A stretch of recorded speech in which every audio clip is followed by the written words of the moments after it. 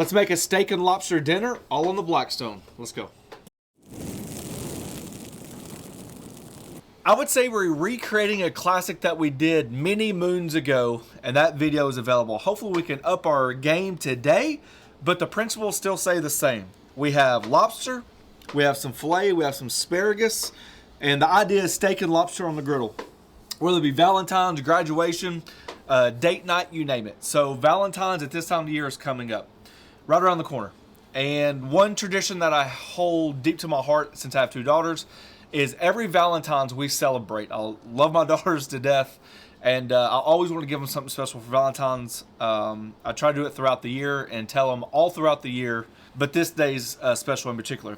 The reason is the last probably, golly, over 10 years now, for the day of Valentine's, we've always done a family hodgepodge fondue. I make a fondue from scratch, have all the fixing from brownies, cake bites to pretzels to strawberries, bananas, pineapple, you name it. Chocolate fondue. Yes, thank you. And so this is kind of like how we celebrate our Valentine's. To give you a quick rundown, we have 6 lobster tails, 4 fillets, just 1 thing of asparagus, and we're gonna have a fantastic dinner. So these 6 lobster tails are from Costco, $48. These are $24 a piece, or $24 a pound for fillets. And obviously when you're dealing with 8 ounces, there you go. So for our family of 4 to eat, then you're looking at roughly $100 for a Valentine's dinner. Matter of fact, $115 all in, even with dessert, and I'll show you that through the video. And in my opinion, that's way cheaper than going out. I'm gonna set the lobster to the side. So first things first, let me show you really quick. I've got 3 of them done. Contrary to popular belief, your fillets typically aren't round. It's actually a wider piece of meat. And the reason why people trust it with butcher twine is because it makes it more uniform. When you're cooking filet, uniform matters because you don't want overcooked edges and ends.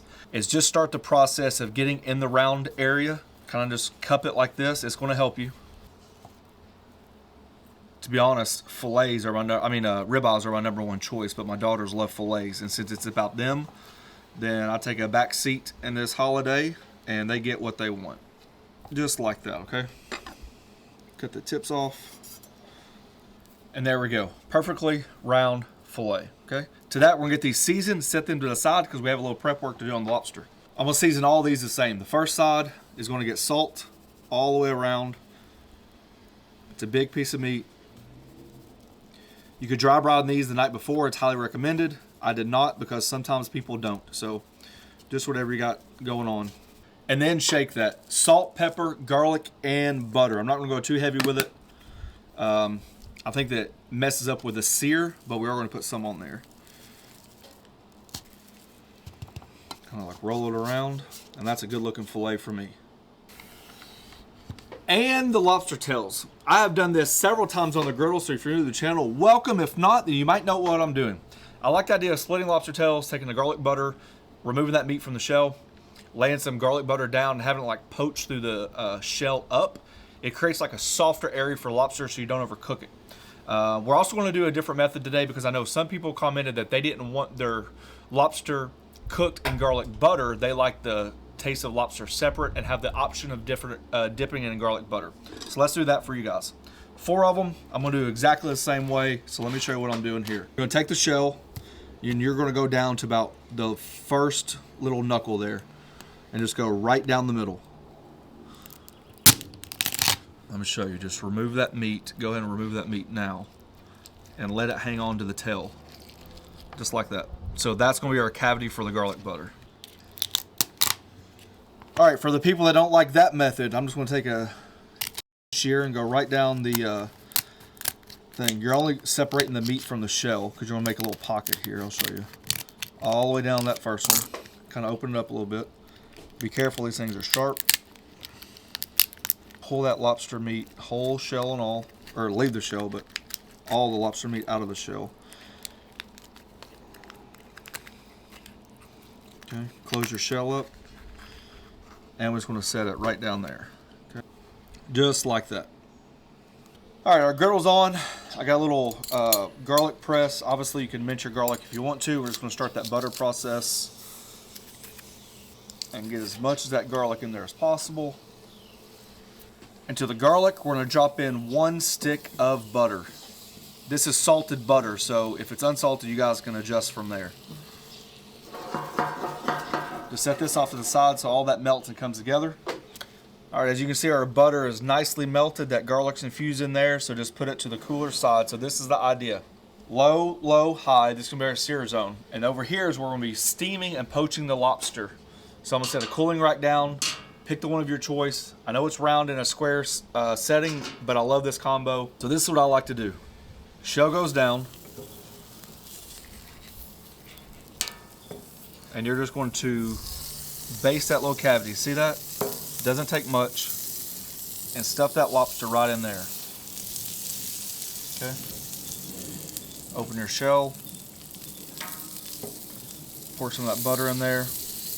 And the garlic. Just like that. As that butter oozes, it'll start steaming, the garlic comes out, all of it starts cooking together. And this butter garlic trick is a great way to cook your steaks too. Baste your steaks as you're putting them on the griddle. And then with that leftover butter, just reserve some of it. Just come right back over top. All right, just put it right on the griddle just like that. Add your little squirt of water. Just like that. Alrighty, we always talk about pace of the griddle. This is one of those instances where I definitely would start your lobster tails off first. They do take a little while to cook, and you can always hold them inside your oven on extremely low temperatures, or put them in the microwave with like plastic wrap on them, and don't turn on the microwave. Just let them just kind of like rest, okay? You want to be able to make sure that since you have so much butter on your griddle, that you're not using a high heat, because if you use too much of a high heat, you're going to burn your butter, and it makes your lobster tails almost inedible. So just keep your griddle on low, let it do its thing, and you can rotate it back and forth. If you wanted to rush the process, if you wanted to, you can actually just turn it over and let the meat cook a little bit in that butter itself. There's nothing wrong with it. I just wouldn't let it go for like a long time. All right, as I mentioned, don't leave it long on that griddle. I just think it makes the lobster a little bit tougher than what it should be. And if you have your probe thermometers that I swear by, you don't have to. But you're looking at about 135 to 140, and I think we're getting close. What's that say? 138? It's hard to tell what it is. 130. Yeah, we're getting close. All that garlic butter is looking good, not burning.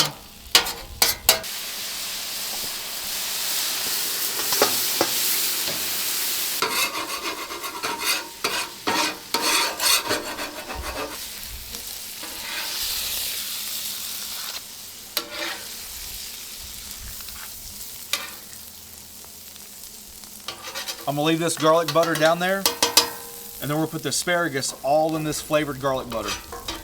All right, griddle's still on low. Just coating it with that garlic butter. You might want to come back in just a little bit more. Just mirroring those flavors, salt, pepper, garlic, and butter. Sounds like a good one to me.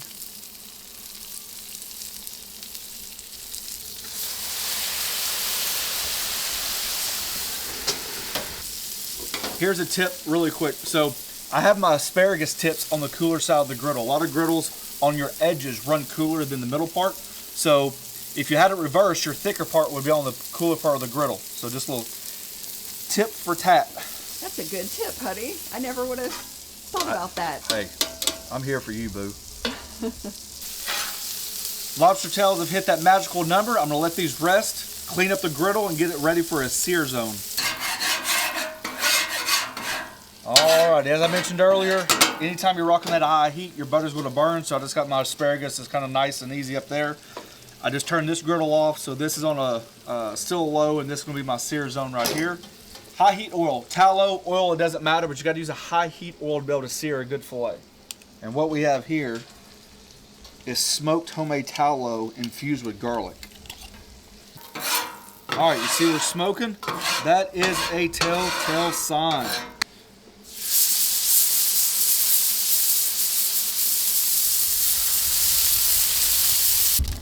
Chocolate dipped strawberries. I got the double boiler going.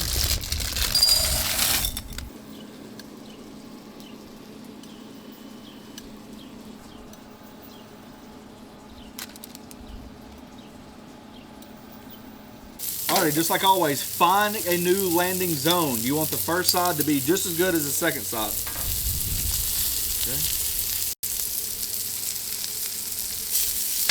Set it right behind it.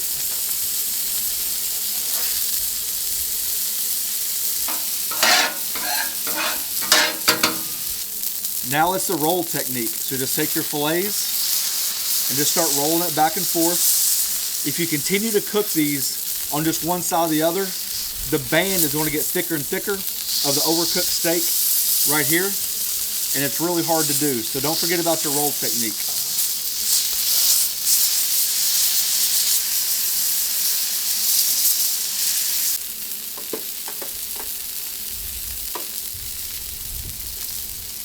Alrighty, our asparagus is finishing it up. Our fillets are just about done. So I'm going to finish the asparagus just like this.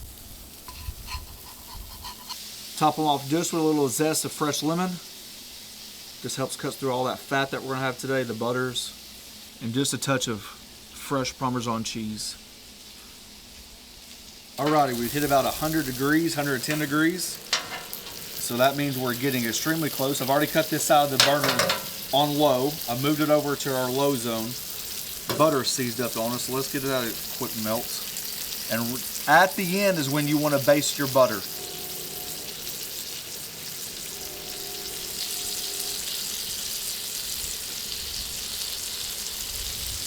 Just a little bit for the landing zone.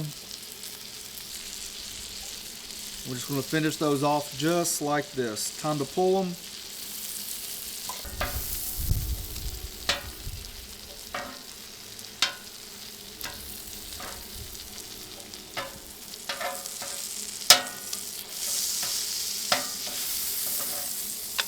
Alrighty, so here's our lobster that's been just kind of like sitting in our little toaster oven on low. I'm sure we probably don't need me to cut this open, but I'm sure somebody's going to say, how do we know you cooked it the right way? Well, I like my steaks well done. Do they know you used to be a chef at a high-end steakhouse? They don't care. I've been told a lot of things. They don't care.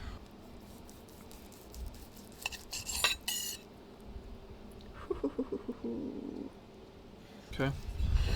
I don't know why, but I always love asparagus like this. You got I did a little lemon zest off camera just for a little bit more oomph. Yeah. Taste this. Cold. Perfect. Add that to a glass of water and cool the water down. Like I said, some people looked at the lobster the way I cooked it and said I'd much rather have poached lobster. Steamed, you mean? Yeah. No, I was thinking, golly. You guys might be on to something. Man, if you just have it's good. Salty, added no salt to it, no butter. You really get that lobster essence. I can see why you guys did. Tastes like the sea. And of course, you want to cook your filet or steak the way you want it. Let me taste.